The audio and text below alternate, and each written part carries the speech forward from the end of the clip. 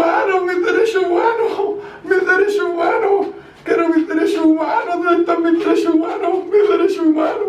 Llamen al Instituto Nacional de Derechos Humanos. Hola, hola, buenas tardes amigos y amigas, soy Sebastián Izquierdo y hoy día vamos a hablar de los derechos humanos acá en Capitalismo Revolucionario. Vamos a hablar de todos los derechos humanos.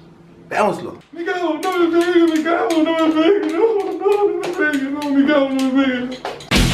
Yo le pido al grupo del Capitalismo Revolucionario que está arriba, por favor, silencio.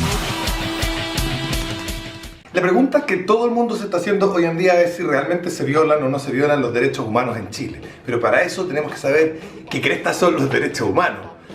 Desde su primera mención en 1215 en Inglaterra, siempre han sido un tema controvertido y no hay una sola opinión al respecto. Historia. En el año 1215, siglo XIII, plena Edad Media, un grupo de nobles ingleses se negaron a obedecer al rey y luchar contra el ejército invasor francés hasta que el rey le firmara un estatuto con ciertas garantías, entre las cuales se encontraba que los impuestos fueran justos, que tuvieran una representación parlamentaria, que existiera el derecho de que el rey no se pudiera meter en la casa de la gente de forma arbitraria, etc. Si quieres ver una versión hollywoodense muy bien hecha respecto a este episodio concreto de la historia, te recomiendo que veas la película Robin Hood, donde actúa el papel estelar Robert Russell Crowe. El hecho es que el rey Juan Sin Tierra no obedeció el acta de garantías que había firmado, y es por eso que luego de posteriores muchas revueltas, los nobles ingleses, incluso los plebeyos de Inglaterra, consiguieron una serie de derechos que serían después la base desde la cual se levantaría la independencia de las 13 colonias de Estados Unidos de América. Declaramos estas verdades como autoevidentes: que todos los hombres son creados iguales y dotados de su creador de ciertos derechos inalienables, entre los cuales están la vida, la libertad y la búsqueda de la felicidad. Este es el siguiente hito histórico respecto de los derechos humanos, la Declaración de Independencia de los Estados Unidos, que, sumada a lo que ocurrió unos años después en la Revolución Francesa, con los derechos del hombre y el ciudadano, escritos por el señor Saint-Just, que significa santo justo, van a marcar la pauta de lo que serían los derechos humanos en la modernidad. Por último, después de los horrores de la Segunda Guerra Mundial, se redactó la Declaración Universal de los Derechos Humanos, la cual fue puesta por las Naciones Unidas. Y es actualmente, a pesar de ser controvertido y de tener muchas discrepancias dentro del mundo, la fuente más estándar para referirse a derechos humanos en la actualidad. Doctrinas. En cuanto a los derechos humanos, podemos distinguir claramente dos ejes con dos doctrinas cada uno para interpretar y entender lo que son los derechos humanos. El primer eje corresponde al origen o procedencia de los derechos humanos y se materializa en las posturas positivistas y naturalistas. El naturalismo es la idea que los derechos están en la naturaleza, que el ser humano no los inventa, sino que los descubre, y que estos pueden ser respetados o no, pero eso no quita que existan. Un derecho puede no haberse descubierto, no haber sido respetado, y aún así siempre existió porque estaba en la naturaleza. En contraposición, el positivismo plantea que los derechos son meros convenios, consensos, constructos sociales, algo que los seres humanos se han puesto de acuerdo para aplicar. Para el positivismo, los derechos cambian a medida que la sociedad va cambiando. Un buen ejemplo de positivismo es cuando alguien dice la moral es relativa. Lo que está bien aquí está mal allá, o lo que es bueno y malo para ti no necesariamente es lo mismo que lo bueno y malo para mí. Para el positivismo, el bien y el mal, lo justo y lo injusto, el derecho y el no derecho, corresponden simplemente a una opinión. Y como son una opinión, los positivistas tienen el clásico dicho might is right, que significa la fuerza hacia el derecho. Es decir, algo es un derecho en tanto y en cuanto existe la fuerza para imponerlo como derecho. Pongamos como ejemplo la esclavitud. ¡Trabaja, mierda! ¡Trabaja, mierda!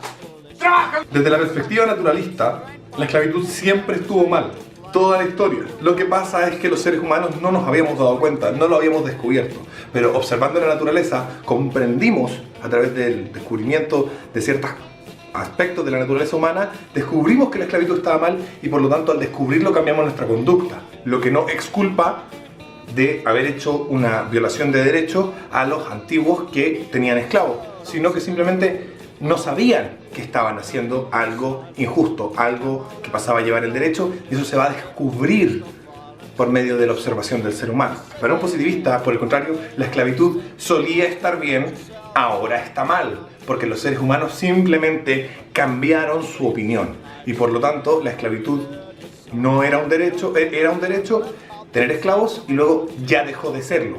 El siguiente eje se refiere a cómo actuamos frente a un derecho. En este eje existen también dos posturas, una que se llama positivismo, de nuevo, y otra que se llama negativismo. El negativismo implica actuar en negativo, es decir, que el derecho impone una prohibición sobre los demás en lugar de una obligación. El derecho negativista a la vida se sustenta en la prohibición de asesinar. El derecho negativista a la propiedad privada se sustenta en la prohibición de robar. El derecho negativista a la salud se sostiene con la idea de no dañar, enfermar o agredir a los demás. El derecho negativista a la educación se sostiene en no quemar libros, no censurar, no prohibir a las personas estudiar o aprender. El positivismo en este eje no tiene nada que ver con el positivismo en el otro eje, sino que tiene que ver con actuar positivamente en pos del derecho, es decir, proveer el derecho en sí mismo. Por ejemplo, para el positivista, el derecho a la salud implica poner un hospital, poner médicos, poner medicamentos, entregar medicina, incluso medicina alternativa, y sentar las bases para proveer eso, para entregarlo. Y ahí existiría un derecho. Para el positivista en la acción, el hecho de no dañarte o el hecho de no matarte, el hecho de no enfermarte, no garantiza el derecho a la salud. Lo que garantiza el derecho a la salud es darte el servicio de salud. Cuando algunos comunistas dicen en China o en Venezuela hay libertad de expresión, ellos como positivistas de la acción del derecho se están refiriendo a que el Estado pone muchísimos medios de comunicación para que la gente se exprese. Mientras que cuando un naturalista dice que en China o en Venezuela no hay libertad de expresión, se refiere a que el Estado activa y positivamente está censurando o impidiendo ciertas expresiones. A mí me parece... ¿Tú estimas que aquí hay más libertad de prensa que en Venezuela? Me parece sorprendente que se hable con tanto despojo en nuestro país respecto a la falta de libertad de prensa en otros países, cuando aquí en Chile hay menos libertad de prensa efectivamente que en Venezuela. Hay menos libertad de prensa que en ¿comparable Venezuela. con el régimen venezolano? El 82% de las platas del Estado en Chile van a parar a 2 consorcios mediáticos. ¿Eso es libertad de prensa garantizada? Yo me temo que no. El año 2015 hubo 8 allanamientos a radios comunitarias en Chile, les quitaron todos los aparatos. ¿Eso es libertad de prensa? ¿Tú tienes un medio? Sí. ¿No es nada la feria? Que le llega 0 pesos al mes. Está bien, pero ¿a ti te han coartado la libertad en algún momento? No. Las doctrinas de este eje son mutuamente excluyentes, incompatibles. Si yo garantizo, resguardo un derecho negativo, automáticamente estoy impidiéndome a mí mismo como Estado proveer un derecho en sentido positivo. Y si yo proveo un derecho positivo, estoy por fuerza violando derechos en sentido negativo. Bien. Mucha teoría. Como podemos ver, los derechos humanos no son un tema tan simple y tan fácil como la gente normalmente piensa. Pero la pregunta subsiste: ¿se violan o no se violan los derechos humanos en Chile? Y antes de responder esta pregunta, al menos desde mi postura, les quiero pedir por favor que se suscriban si es que les gusta este video, compártanlo con todos sus amigos, pónganlo en sus redes sociales, denle me gusta y si consideran que mi trabajo lo amerite, realicen una donación por medio de la cuenta que aparece en este momento en la pantalla. Volviendo, ¿se violan los derechos humanos en Chile? En mi opinión, inequívocamente sí, pero aquí la cosa se complica un poquito más. ¿Quién viola los derechos de quién?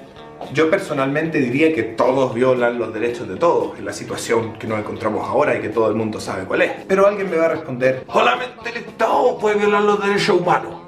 El puro Estado puede violar los derechos humanos. La gente no puede violar los derechos humanos. El Estado es el que viola los derechos humanos nomás. Los pagos no tienen derechos humanos. La verdad es que esto es un invento chileno y de algunos partidos de izquierda en otras partes del mundo que no tiene sustento y ni siquiera se encuentra en la ONU, que ya de por sí es una organización bastante cegada hacia la izquierda y el positivismo. Y además esto demuestra la fractura brutal entre una derecha naturalista, negativista, que considera que cualquiera puede violar los derechos humanos de cualquiera y que los derechos humanos son, como lo explicamos antes, una cosa natural que hay que respetar, y un positivismo en toda instancia que tiene la izquierda, que dice que los derechos son una cosa que se nos ocurre y que hay que imponer por la fuerza y que implica proveer el derecho. Un derechista dirá, hay una situación generalizada de desorden, de caos, falta de Estado de Derecho y se están violando generalizadamente los derechos de todas las personas. Y un izquierdista dirá, los pagos del Estado fascista de Piñera están violando esos derechos humanos. Pero con las herramientas teóricas que yo les acabo de entregar, ustedes pueden juzgar por ustedes mismos. ¿Se violan los derechos humanos en Chile? ¿Quién viola los derechos humanos de quién? Déjame tu opinión en la caja de comentarios y recuerda compartir, suscribirte y donar. Un beso.